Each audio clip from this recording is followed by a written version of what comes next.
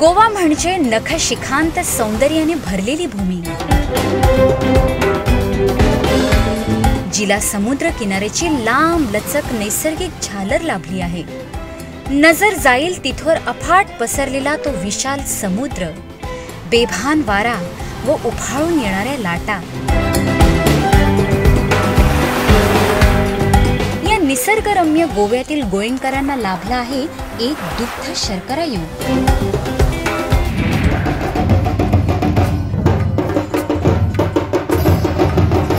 अनंत श्री विभूषित जगद्गुरु रामानंदाचार्य श्री स्वामी नरेंद्राचार्यजी महाराजांच्या उपस्थितीत 7 नोव्हेंबर 2022 रोजी सालाबाद प्रमाणे याही वर्षी त्रिपुरारी पौर्णिमा वारी उत्सव स्वस्वरूप संप्रदायाच्या गोवा उपपीठावर अत्यंत दिमाखदार पद्धतीने साजरा करण्यात आला।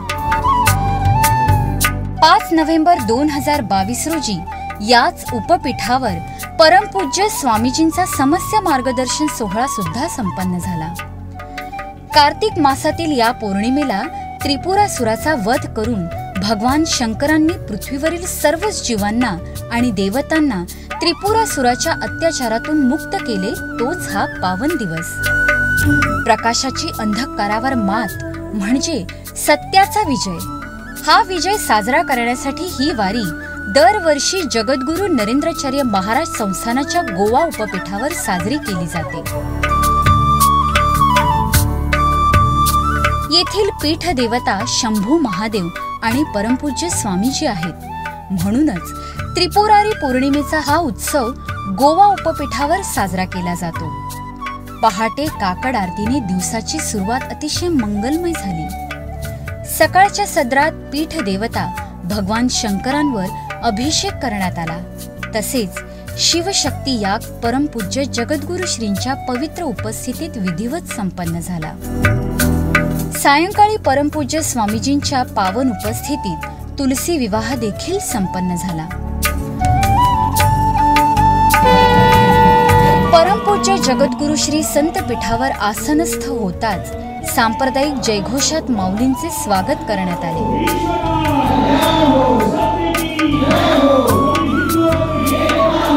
यावेळी जगद्गुरु नरेंद्राचार्य महाराज संस्थानाच्या दुर्बल घटक पुनर्वसन या उपक्रमांतर्गत 16 गरजू व्यक्तींना घरघंट्यांचे म्हणजेच पिठाच्या चक्क्यांचे विनामूल्य वाटप करण्यात आले, जेणेकरून त्यांना कुटुंबाचे लालन पालन करताना आर्थिक दृष्ट्या हातभार लावता येईल, याकरिता उपजीविकेचे साधन प्राप्त करून देण्यात आले।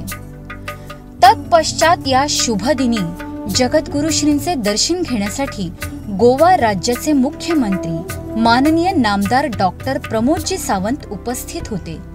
त्यांनी परमपूज्य जगद्गुरु श्रींना पुष्पहार अर्पण करून माऊलींचे दर्शन घेतले। परमपूज्य स्वामीजींच्या अद्वितीय कार्याबद्दल, समाज सेवेबद्दल बोलताना ते अतिशय भारावून गेले होते। विविध सामाजिक उपक्रमांच्या माध्यमातून समाजातील माणुसकीला जागृती देत सामाजिक बांधिलकी वृद्धिंगत करण्याचे कार्य परमपूज्य सद्गुरु माऊली अतिशय व्यापकपणे करत आहेत, अशा गौरवोद्गारांनी त्यांनी प्रतिपादित केले। या प्रसंगी माननीय मंत्री श्री सुधीन ढवळीकर म्हणाले, मी पूर्वीपासूनच स्वामीजींचा भक्त आहे।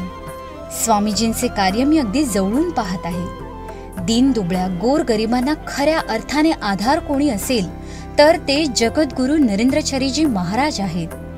जगद्गुरु नरेंद्राचार्यजी महाराजांनी आम्हाला भक्ती मार्ग सांगितला, परंतु त्याचबरोबर स्वतःच्या पायावर कसे उभे राहावे, समाजामध्ये कसे समर्थपणे जगावे, यासाठी वेळोवेळी वेगवेगळ्या सामाजिक उपक्रमांतून आर्थिक मदतही केली आणि गोरगरिबांचे दुःख पुसण्याचे महान कार्य केले। जगद्गुरु श्रींचा संदेश आहे, तुम्ही जगा, दुसऱ्याला जगवा। या संदेशाचे जगद्गुरु श्री स्वतः आणि त्यांचा संप्रदाय एखाद्या तपस्व्याप्रमाणे कार्य करत असतो। माननीय केंद्रीय मंत्री श्रीपाद नाईक आपले मत व्यक्त करताना म्हणाले की, ज्याप्रमाणे रामायणात जांबुवंतांनी श्री हनुमान यांना त्यांच्यातील दिव्य शक्तीची जाणीव करून दिली, त्याप्रमाणे जगद्गुरु माऊली समाजात प्रत्येक व्यक्तीमध्ये व्याप्त असणारी सकारात्मक शक्ती जागवण्याचे महान कार्य अविरतपणे करत आहेत। यानंतर सर्वांचे लक्ष लागले होते ते परमपूज्य जगद्गुरु स्वामीजींच्या प्रवचनाकडे. प्रवचन करताना परमपूज्य जगद्गुरु श्री म्हणाले की ईश्वराची भक्ती करणे म्हणजे एखाद्या आध्यात्मिक ग्रंथाचे वाचन नव्हे, माळांचा जप नव्हे, तर प्रत्येक कृतीत भगवंताची भक्ती व्याप्त आहे. मनातील भाव जागृत झाल्यास हीच भक्ती मनुष्याला भगवंत बनवू शकते. व अशा या भक्ताची विविध लक्षणे सांगताना परमपूज्य स्वामीजी पुढे म्हणाले की जो कधीही कुणाचा द्वेष करत नाही तोच खरा भक्त व श्रेष्ठ भक्त होण्यासाठी आपण सगळ्यांसोबत मैत्रीने वागावे. दुसऱ्यांबद्दल करुणा असावी. मी, माझे, मला हा स्वार्थ भाव नसावा.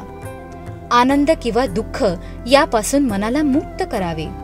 भक्त हा सदैव विनम्र असावा. स्वतःची चूक स्वीकारण्याची त्याची तयारी असावी.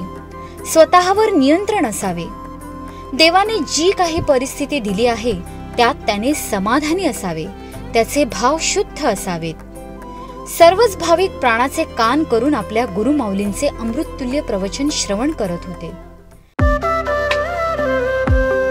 अनेक दिव्यांनी मंदिरासमोरील दीपमाळ प्रज्वलित करण्यात आली.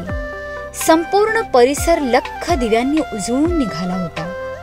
पौर्णिमेच्या पूर्ण चंद्राची साथ, लखलखत्या दिव्यांचा मंगलमय प्रकाश व परमपूज्य जगद्गुरुश्रींचे दिव्य तेज या सर्वांनीच साऱ्यांचे मन प्रफुल्लित झाले होते. अखेरीस सांगता आरतीने वारी उत्सवाची सांगता करण्यात आली. गुरुमाऊलींनी सर्वांना शुभाशीर्वाद दिले. उपस्थित भाविकांनी महाप्रसादाचा लाभ घेतला आणि सर्वजण आपापल्या घरी परतले. गोवा पीठ सेवा समिती तसेच पीठांतर्गत येणाऱ्या सर्व जिल्हा सेवा समितींनी अतिशय शिस्तबद्ध सुंदर गुरुसेवा बजावल्यामुळे 5 नोव्हेंबरचा समस्या मार्गदर्शन सोहळा आणि 7 नोव्हेंबरचा त्रिपुरारी पौर्णिमेचा वारी उत्सव अतिशय आनंदी वातावरणात पार पडला. श्री गुरुदेव.